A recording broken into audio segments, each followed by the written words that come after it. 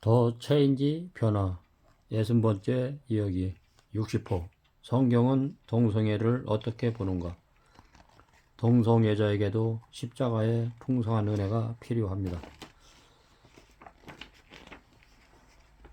서론 동성애와 십자가 초등학교 손녀딸 할머니 우리가 남자 여자를 결정할 수 있대요. 그 얘기를 듣고 깜짝 놀란 엄마 그건 아니야. 이유를 설명한다. 초등학교 손녀딸 엄마 내가 학교에서 배운 대로라면 엄마를 신고할 수도 있어. 할머니와 엄마 이런 황당한 일이 우리나라에서 실제로 벌어지고 있습니다. 동성애뿐 아니라 성 정치의 조수가 거대하게 밀려오고 있습니다. 영적 전쟁의 전선이 도처에서 벌어지고 있는 상황에 특히 동성애와 관련하여 그리고 여러 주장과 이야기들로 인해 많은 그리스도인들이 혼란스러워하고 있습니다. 따라서 우리는 동성애와 관련된 여러 이슈와 관련하여 이와 관련된 역사적 문헌과 논쟁이 되는 신약의 몇 성경절에 관해 살펴보고 창조 세계관의 입장에서 우리가 동성애를 어떻게 이해하는지 살펴보고자 합니다. 이 쉽지 않은 주제를 다루어 나갈 때 가급적이면 인물, 논문 및 저서 등의 구체적인 자료의 정보들은 특별한 경우를 제외하고 별도로 표기하지 않도록 하겠습니다. 동성애 이슈에 관한 역사적, 성경적, 사회적 입장을 다루기 전에 우선 동성애와 십자가라는 제목의 서론 부분에서 전체의 개략적인 내용을 10개의 진술로 요약해서 살펴보겠습니다. 천천히 내용을 숙고하시면 도움이 될 것입니다. 1. 동성애자에 대한 존중과 이해. 자신의 의지나 선택과 상관없이 소수이기는 하지만 동성애 성향을 가진 사람들이 있습니다. 한국 사회에서는 이러한 동성애 상태에 대해서 도덕적 책임을 물을 수도 없고 그것으로 동성애자들을 이류심의로 낙인을 찍혀서도 안 됩니다. 뿐만 아니라 동성애자를 혐오하거나 경멸하고 비방하는 일은 하지 말아야 합니다. 더 나아가 상호 존중하는 것이 마땅합니다. 2. 하지만 자신의 의지나 선택과 상관없이 동성애 성향을 느낀다고 해서 그것이 선천적인 것이라는 의미는 아닙니다. 보통 동성애자는 1. 선천적 동성애자 또는 항구적 동성애자 2. 우발적 동성애자 3. 상황적 동성애자로 구분할 수 있습니다. 각 부류의 사람들은 동일한 상황에 있지 않습니다. 학자들의 연구에 따르면 첫째 부류에 속하는 사람이 왜 그런 상태가 되었는지에 대한 확고한 설명은 없습니다. 그렇다고 사회심리학적인 결정론을 받아들여야 한다는 것을 의미하지는 않습니다.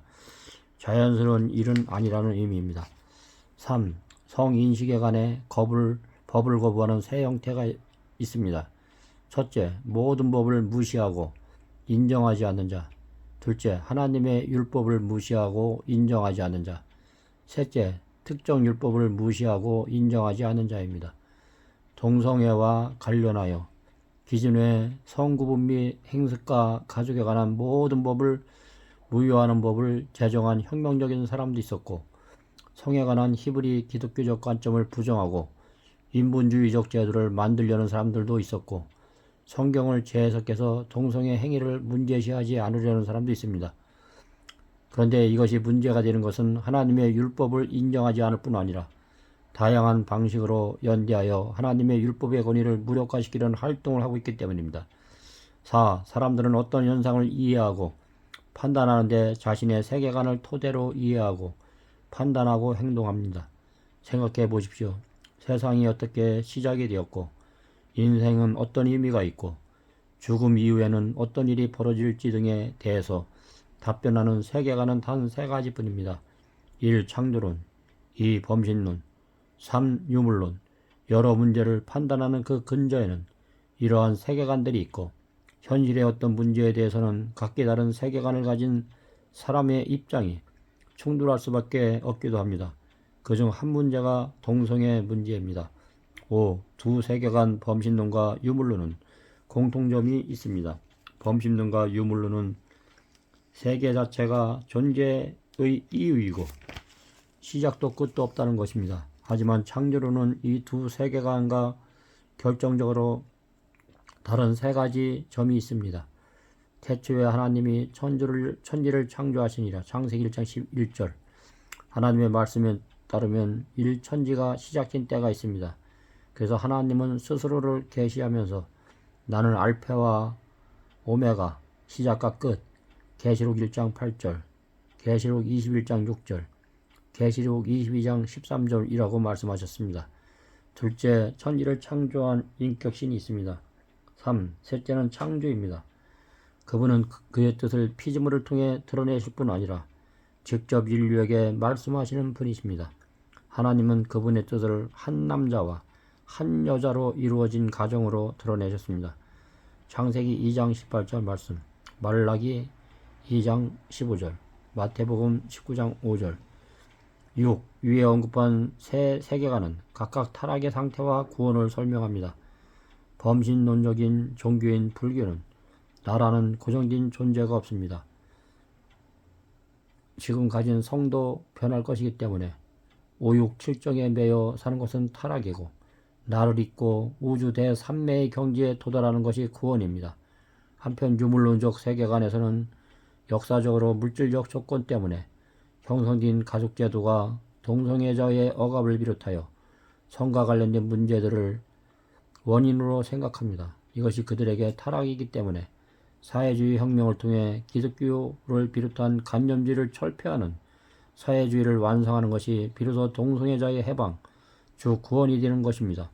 이런 의지를 가진 분들이 각종 이론으로 정상과 비정상의 경계를 허물고 병원 비정상장을 정상으로 선전하고 교육하고 학교, 그것을 따르지 않는 사람들에게 법적 제재를 가하는 새로운 체제, 감옥을 만들려고 하고 있습니다.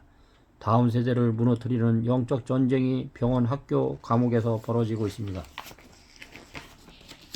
7. 하지만 기독교에서 타락과 구원은 위의 두 세계관과 근본적으로 다릅니다. 창조하신 하나님의 인간이 지복을 위해 말씀하신 명령, 계명, 하나님의 뜻을 범함으로 인간은 범죄하게 되었습니다. 그 결과 불청객인 죽음이 세계에 들어왔고 인간과 인간관계 및 세계는 타락하였습니다. 인간은 얼마나 자기중심적이 되었는지. 범신론과 유물론과는 달리 기독교 세계관에서 죽음은 비정상적인 것입니다. 따라서 타락한 세상은 비정상이기 때문에 동성애 지지자들이 동성애 상태를 이성애자와 마찬가지로 정상이라고 주장하지만 그것은 비정상 상태입니다. 따라서 동성애자들이 하나님의 자녀로서 존중을 받아야 하지만 동성애 행위 자체는 정상이 아닙니다. 8. 기독교는 죄인의 구원을 위해 십자가에 달리신 하나님을 믿습니다. 이보다 위대하고 강력한 힘은 없습니다. 십자가에서 비정상 타락을 정상회복으로 돌리려는 하나님의 의지가 드러났습니다. 또한 기독교는 하나님의 말씀인 성경을 우리의 신념과 행위의 무한 판단 기준으로 믿습니다. 예수 그리스도는 모든 죄인을 위한 속죄의 희생이 되셨고 구원이 되셨습니다. 창조주 하나님이 우리의 일을 도말하시고 우리의 본성을 전적으로 새롭게 하시겠다고 약속하셨습니다. 고린도전서 15장 51절 말씀. 생각해보면 동성애자뿐만 아니라 이성애자도 여러 육체의 소욕에 노출되고 있습니다. 더 악하고 타락한 이성애자가 있을 수도 있습니다. 분명한 것은 육체의 소욕대로 행하면 타락한 본성에 더 매이게 될 것이라는 점입니다. 갈라디아 5장 17절 참고, 로마서 6장 12절 참고. 9. 누구나 그리스도 예수 안에 있는 은혜 속에서 강해질 수 있다고 말씀하셨습니다. 디도서 2장 1절. 은혜와 위의 선물을 넘치게 해주시는 분이 계시고 은혜도 또한 위로 말미암아 왕노릇, 로마서 5장 17절 19절. 왕노릇하기 때문에 누구든지 원하면 강해질 수 있습니다. 성령이 말할 수 없는 탄식으로 우리를 도우십니다. 로마서 8장 26절. 동성애자나 이성애자나 형편은 다르지만 모두 연약합니다. 하지만 도우시는 하나님은 창조주 하나님입니다. 하나님의 은혜는 값싼 은혜, 즉 무기력한 은혜가 아니라 새롭게 하고 이기게 하는 은혜입니다. 10. 마지막으로 이 세상은 무주공산이 아니라 타락한 천사, 즉 악령이 활동하는 공간이라는 점을 생각해야 합니다. 사탄은 불을 내리기도 하고 사람들에게 병을 가져다 주기도 합니다. 유다에게는 예수를 팔려는 생각을 넣어주기도 했습니다. 어떤 동성의 상태는 치료가 잘 되지 않습니다. 게다가 그 원인을 알지도 못하고 있습니다. 하지만 성령은 참된 안내자가 아닙니다. 올바른 판단을 하고 참된 구원을 경험하기 위해서는 하나님을 신뢰해야 합니다. 또 인내도 필요하다고 말씀하셨습니다. 십계명은 창조주 하나님을 언약의 당사자에게 구원의 주로 보여줍니다. 제7계명에서 간음하지 말라고 명령하셨습니다. 인간의 상태를 잘 아시는 그분이 인간의 지복을 위하여 주신 명령입니다. 이성애자나 동성애자에게 동일한 하나님의 자녀로 이 명령을 받았습니다. 동성애 행위를 금지하신 분은 살인과 마찬가지로 간음을 금지한 하나님이십니다. 또한 그분이 죄인을 위하여 죽으셨습니다. 십자가에 달리신 하나님이 십계명도 주셨습니다. 하나님의 7계명에는 간음하지 말라고 명령하셨습니다. 예수님은 인간의 상태를 잘 아시었고 우리와 같은 죄 있는 육신의 모양으로 오시고 인간으로 33년의 생애를 사셨고 인간의 고통과 죄의 슬픔을 아셨고 겪으셨기 때문에 인간의 고통과 마음을 아십니다. 이성애자나 동성애 분들은 하나님을 의지하시고 우리들의 행위들이 잘못된 것을 깨닫고 바꾸어 나가야 됩니다. 어떻게 남자와 남자와 더불어서 사랑을 하고 여자와 여자와 더불어서 사랑과 섹스를 하면서 그거를 합법화한다는 것이 그는 잘못된 방법이라고 저는 생각됩니다. 하나님의 계명과 하나님의 말씀을 따르는 것이 가장 현명하다고 저는 생각됩니다.